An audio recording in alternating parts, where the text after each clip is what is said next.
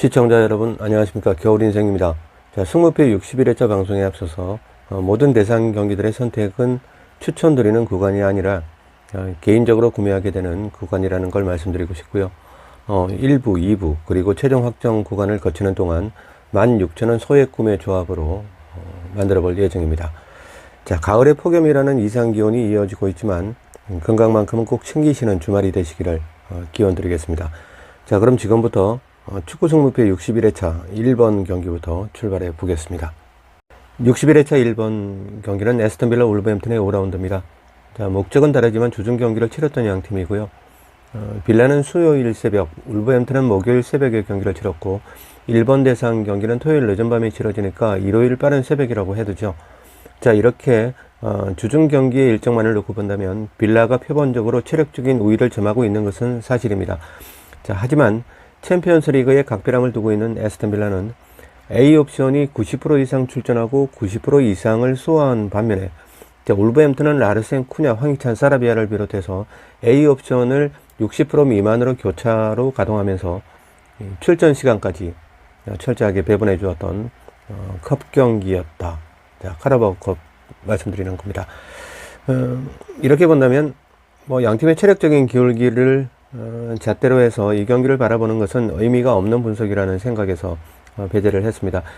빌라가 하루 빨리 경기를 치렀지만 챔피언스 리그 경기였기 때문에 A옵션이 대거 출전을 했고, 그리고 울버햄튼은 하루 늦게 경기를 치렀고, 일정상으로 빌라보다는 좀 더 타이트한 면이 있지만 A옵션의 출전 시간 그리고 교차적으로 로테를 돌려준 부분, 이런 부분까지 감안을 한다면은 체력적으로 두 팀의 기울기를 선택한다는 것은 다소 의미가 없다, 그렇게 생각을 합니다.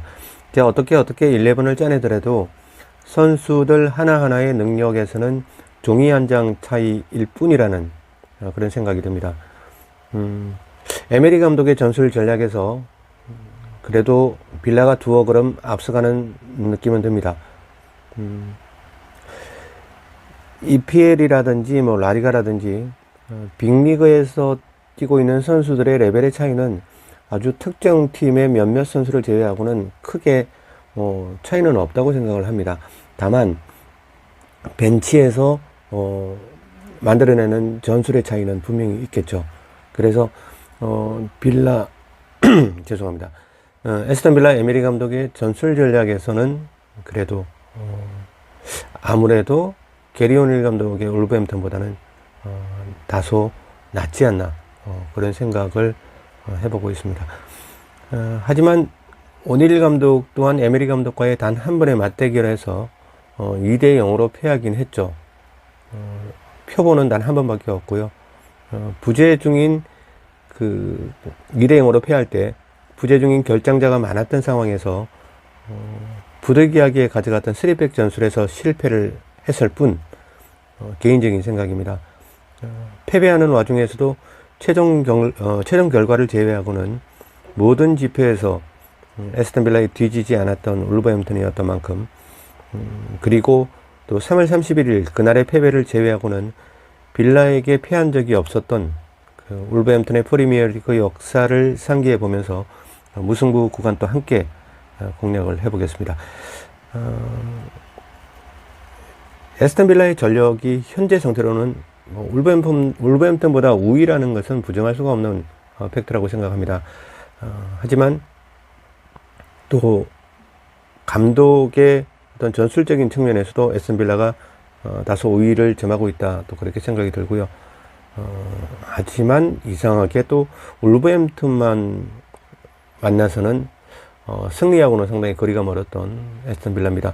물론 에메리 감독이 부임하고 나서 달라진 측면이 있지만 그래도 어느 정도 감안하고 1번 경기에 임해야 되지 않나, 이런 생각을 합니다.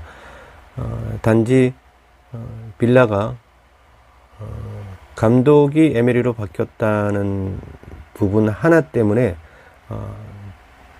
팀 간 상승에서 완벽하게 밀려왔던 울버햄튼에게 일방적으로 승리를 거둔다. 자, 이런 부분은 좀 거리를 두어 봤습니다. 그래서 전력적인 우위, 그리고 체력적인 미세한 우위, 자, 이런 부분에서 빌라에게 높은 점수를 줬고요. 단지 울버햄튼에게는 빌라에게 대한 그런 상성, 그리고 게리 오닐 감독이 에메리 감독과의 대결에서 보여주었던 그런 기계, 뭐 이런 부분을 생각한다면 접전이 이루어지지 않을까, 그런 생각을 해보고 있습니다. 아무튼 단통으로 가기는 상당히 부담스러운 경기고요. 승무 투마킹으로 1번 경기를 정리를 해보겠습니다. 자, 다음 2번 경기는 풀럼과 뉴캐슬의 5라운드고요. 프리미어리그 기준 상대 전적 5연승 중, 그리고 프리미어리그 기준 상대 원정 성적 4연승 중. 자, 뜬금없는 이 얘기는 뉴캐슬이 풀럼을 상대로 진행 중인 기록들입니다. 자, 두 가지의 생각을 해봤습니다. 이 정도 상극이면 부러질 때까지 뉴캐슬을 가는 게 맞다. 자, 그리고 한편은 과거는 옛말이지 연승이 길다 보면 부러지는 게 과학이다. 풀럼으로 가보자. 어떤 부분을 선택하더라도 리스크는 분명히 존재하는 경기라는 생각이 들고, 승패의 갈림길에서 굉장히 많은 고민을 했던 경기입니다. 주중 경기 없이 충분하리만큼 피지컬 회복 지수를 끌어올린 뉴캐슬에다가 직전 라운드에서 리브라멘트 포지션의 원래 주인이었던 트리피어까지 컨디션의 회복세를 보인 뉴캐슬의 승리 구간을 망설일 필요가 있을까 싶었습니다. 단지 풀럼이 주중 컵 경기에서 기존 A 옵션의 체력 손실률이 70%를 밑돌았지만 2부 리그 21위 프레스턴과 승부차기 17번 주자까지 가는 힘든 경기를 치렀고, 9번 주자가 동시에 실축하면서 17번 키커까지 가게 되는 만화 같은 하이텐션 주중 매치를 치른 풀럼이었습니다. 설상가상 16대 15라는 황당한 패배의 상황까지 풀럼의 상실감은 팀 전체의 멘탈을 다소 흔들리게 하고도 남음이 있었다고 생각을 합니다. 특히 선축이었던 풀럼의 9번 키커, 그 비아레알 이적생이었죠. 쿠엔카가 실축을 한 뒤에 경기를 끝낼 수 있었던 프레스턴의 하이든이 매주지를 못하면서 17번 키커로 나선 벨기에 국대 카스팅류가 실축으로 엉뚱한 딜레마에 휩싸이게 된 건 우리가 흔히 하는 이야기로 풀럼을 2번 죽인 경기였다고 생각을 합니다. 이때 17번 키커로 났으면 기분이 어떨까요? 아무튼 벨기에 국가대표라고 한다면은 뭐 심장이야 뭐 물론 17번 키커라고 한다면 뚫리긴 하겠지만 그래도 국대인 만큼 동료들은 편하게 넣어줄 거라고 또 생각을 했을 수도 있겠죠. 근데 카스티뉴가 실축을 하면서 엉뚱한 이 화살을 맞게 된 건 여러모로 좋은 영향을 주었다고 생각하지는 않습니다. 사실 10번 키커 정도까지만 가도 상당한 경기였다고 보는데 17번 키커 그리고 9번 키커가 두 번 동시에 실축을 했어요. 그때. 그러니까 풀럼이 선축이었고 쿠엔카 선수가 실축을 하고 나서 프레스턴의 하이든이 또 실축을 했거든요. 그래서 이렇게까지도 17번까지 길어질 줄은 몰랐고 아무튼 이런 경기를 패배하고 나면 사실 정지 동작에서 치르게 되는 PK 승부지만은 긴장감은 이루 말할 수가 없겠죠.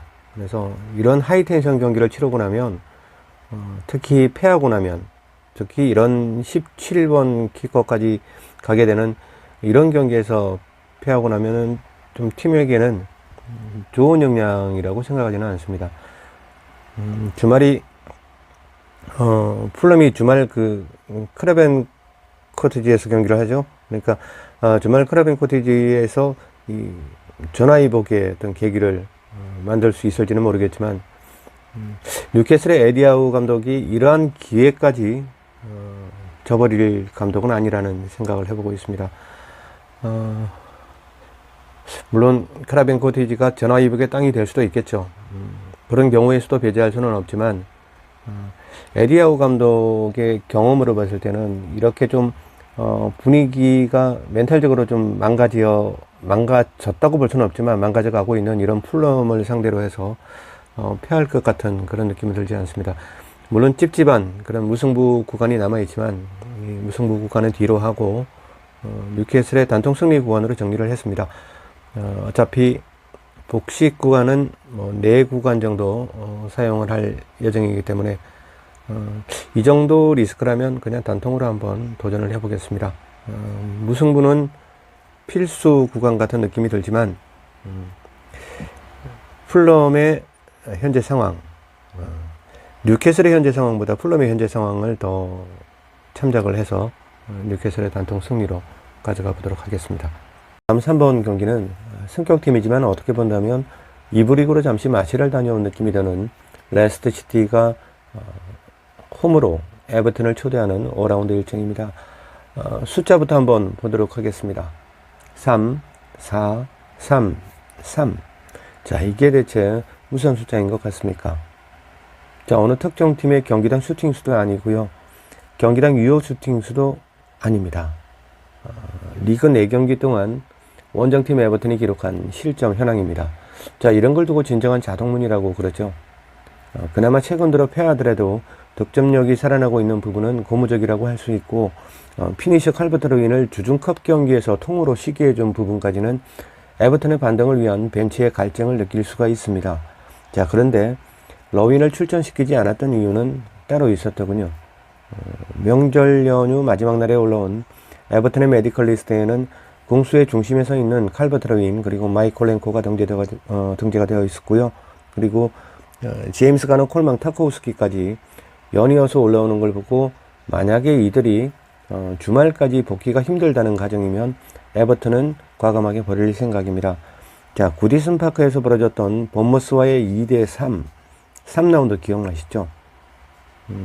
2골 넣고 경기 막판에 3골 주고 패했던 경기. 자, 그날의 4-2-3-1 에버튼의 포백 라인은 왼쪽부터 말씀드리면 마이클 랭코, 마이클 킨, 타코우스키, 콜망입니다. 자, 이렇게 본다면 마이클 킨 빼고는 전멸이라는 이야기가 성립이 되는 장면입니다. 그렇죠. 그날의 4-2-3-1 포메이션의 포백 라인을 감안을 한다면 킨 선수 말고는 남아있는 선수가 하나도 없다는 얘기가 되는 거죠. 최전방 칼베트 로윈의 그 상태를 지켜봐야 되겠지만 최근에 팀 득점력 상승을 책임지고 있는 피니셔 로윈까지 부재가 현실화된다면 주중컵 경기에서 보셨듯이 그 베토가 원톱으로 나서야 한다는 이야기인데 한마디로 노답입니다. 자, 투볼란치의 이에르그 분한과 게이가 경기를 조율하기에는 바디가 살아나고 있는 레스터 시티는 큰 산처럼 느껴집니다. 자, 그렇게 된다면 해리슨과 맥네일이 치고 나가야 할 좌우 측면도 동력을 잃게 되겠죠. 자, 똑같이 시즌 4패로 꼴찌 라이벌이었던 사우스햄튼과의 주중컵 경기마저 승부차기 6번 키커로 나왔던 애슐리 영 선수의 실축으로 탈락하면서 분위기도 아주 개판인 에버튼입니다. 자, 레스터 시티의 승리 구간 단통으로 승부수를 띄울 만한 사연은 충족되었다고 생각이 듭니다. 수요일에 그 병동으로 입소한 에버튼의 5인방의 출전 가능 여부에 촉각을 세워본 후에 투마킹으로 갈지 아니면 스리마킹으로 경기를 날려버릴지 선택을 해보겠습니다. 자, 다음 4번 경기는 승격팀들 간의 매치업이죠. 사우스햄튼과 입스위치의 5라운드 일정입니다. 자, 입스위치는 지난달에 그 윈벌던에게 패하면서 카라바오컵에서는 이미 탈락을 했고요. 그래서 주중 경기 일정 없이 세이브한 그 피지컬은 수요일에 구디슨 파크를 다녀왔던 사우스햄튼보다는 분명히 우위를 점하고 있다는 건 팩트입니다. 자, 지난해 챔피언십에서의 대결에서는 두 번 모두 입스위치가 가져가면서 레스터 시티와 함께 사우스햄튼을 상대로 수입을 달성한 유의한 팀이 입스위치다. 자, 이 부분에서 궁금해서라도 경기를 찾아볼 수밖에 없었고요. 점유율을 기반으로 하는 패싱 게임의 사우스햄튼, 그리고 스피드와 압박 2, 3선을 앞장세운 토탈 사커 느낌의 입스위치. 자, 이런 경우의 해답은 골 집중력에서 앞선 팀이 위너가 되는 게 통계적으로 많았죠. 자, 사우스햄튼의 화려하고 정확한 패스 같은 세련됨은 덜하더라도 간절한 축구를 하는 입스위치가 골 집중력에서는 앞선다고 보는 게 맞지 않나 사료가 되고요. 그리고 단지 사우스햄튼이 연패 중일 때 그 세인트 메리즈 스타디움으로 원정을 떠나는 입스위치가 타이밍상 마틴 감독의 덫에 걸릴 확률이 높아 보이는 것 또한 사실입니다. 축구를 하신 분들, 그리고 또 축구를 좋아하시는 분들, 가장 무서운 팀은 아시죠? 연패 중인 팀이 가장 무서운 팀입니다. 그래서 베팅을 하는 입장에서도 연패 중인 팀에게 가장 촉각을 세우고 있죠. 트라우마가 걸릴 정도로 연패 중인 팀에게서 항상 그 이변 구간이 속출하고 있기 때문에 뭐 이런 부분을 감안하면 최근의 분위기가 굉장히 좋은 입스위치의 입장에서는 하필이면 사우스햄튼이 연패 중일 때 세인트 메리즈 스타디움으로 떠나는 이 5라운드가 다소 좀 불편할 수도 있고요. 그리고 러셀 마틴 감독의 어떤 맞춤 전술에 한 방 먹을 수도 있는 그런 매치업이라는 생각이 듭니다. 주중 카라바오컵에서 포백 라인의 A 옵션들에게 많은 휴식을 지시했던 마틴 감독의 머릿속에는 갚아야 할 빚이 많은 입스위치와의 세인트 메리즈 매치업 속으로 이미 가 있었지 않았나 생각해보고 있습니다. 주중 에버튼전의 피곤함은 PK의 긴 랠리 속에서 수확했던 위닝 멘탈리티로 상쇄가 가능하다는 입장이고요. 아일랜드 득점 머신 입스위치 즈모딕스와 사우스햄튼의 팀 내 최고 평점을 이어가고 있는 일본 국대죠. 수가와라의 싸움으로 좁혀서 접근을 해봐도 해답은 오리무중입니다. 대표적인 선수들이죠. 아일랜드 국대 즈모딕스는 어차피 현재 입스위치의 공격 부분에 굉장한 부분을 할애받고 있다 이렇게 보시면 되고요. 즈모딕스가 만약에 살아난다면 입스위치의 성적도 동시에 함께 상승하는 그런 효과를 볼 수 있다고 보고요. 그리고 수가와라 선수는 지금 사우스햄튼에 그나마 이 삼선을 정돈시켜주고 강인함을 보여주고 있는 그런 굉장한 능력을 지금 펼쳐주고 있다고 생각이 듭니다. 단 하나 마틴과 맥케냐라는 86년생 젊은 동갑내기 감독의 대결인지라 두 감독이 꺼내들 A 전술 속에서 답을 찾아라고 저를 떠민다면 토트넘과 맨유의 유스팀을 주도하면서 현대 축구에 필요한 승리 요건을 스피드에서 찾은 키에런 맥케냐 감독의 손을 들어주고 싶습니다.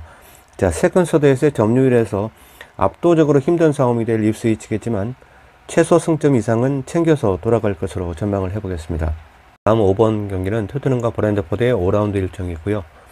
토트넘의 평균적인 데이터나 경기력은 독자님들께서 이미 잘 알고 계실 테니까 생략하겠습니다. 자, 어제 새벽에 코벤트리 원정 카라바오컵은 승리는 토트넘의 극적인 퍼포먼스를 보는 것으로 정리를 하셨겠지만 축구가 경기력의 최종 판정으로 승부를 가릴 수가 있다면 코벤트리의 전원일치 판정성이었겠죠. 압도적이었다는 단어는 어제 새벽에 토트넘을 상대했던 코벤트리를 가상으로 만들어진 단어가 아니었나 싶을 정도로 토트넘의 진실을 낱낱이 파헤쳐버린 경기였다고 생각을 합니다. 자, 어차피 제가 선택해서 제 돈 꼬라박는 게임입니다. 5번 경기는 마음 가는 대로 배팅하고 싶은 매치업이고요. 어제 경기력이 만천하에 공개가 되었다면 투표율 그래프가 50% 선에서 정치하는 그림을 보여줄 것 같고요. 이 정도의 짝대기라면 토트넘의 승리 구간을 선택을 하겠죠. 근데 만약에 60%를 상회하는 긴 짝대기가 만들어진다면 무승부까지 그리고 70%까지 넘어간다면 아예 없는 경기로 만드는 배팅 라인을 가져갈 생각입니다. 자, 다음은 6번 경기로 가보겠습니다. 자, 오랜만에 라리가로 넘어왔습니다. 에스타디오 엘사달에서 펼쳐지는 오사수나와 라스팔마스의 6라운드 일정이고요. 라리가는 최종 확정 구간에서 분석 시점에서의 재조명을 해드릴 거니까 내용은 간단하게 가도록 하죠. 자, 지금 현재 시간 현지 업체들의 예상 라인업이 90% 정도만 일치한다는 가정이라면 예를 들어서 오사수나는 이케르 무노즈만 중앙 볼란치를 비우게 되고 라스팔마스는 알렉스 수아레즈만 중앙 백라인에서 삭제가 된다는 가정이라면 엘사드라의 승자는 오사수나가 유력하지 않을까 예상을 해보겠습니다. 이제 일부 시간의 마지막 경기입니다. 7번 대상 경기 크리스탈 팰리스와 맨체스터 유나이티드의 5라운드 일정이고요. 사실 프리미어리그에서 제가 가장 적중률이 낮은 팀이 맨체스터 유나이티드입니다. 자, 그래서 맨유 경기는 지난 대상 경기 때부터 현지 업체들의 평균값을 도출을 해서 배팅을 하고 있습니다. 제가 저를 믿지 못하니까 어쩔 도리가 없더라고요. 무패 구간에 컨닝 배팅을 하고 마감 때까지 쳐다도 보지 않을 생각인 7번 경기입니다. 오늘 축구 승부패 61회차 겨울 인생의 축구 이야기 채널 방송을 모두 마치겠습니다. 자, 오늘 여전 오후에는 라리가와 함께하는 멤버십 채널의 2부 방송으로 다시 찾아뵙겠습니다. 감사합니다. 겨울인생이었습니다.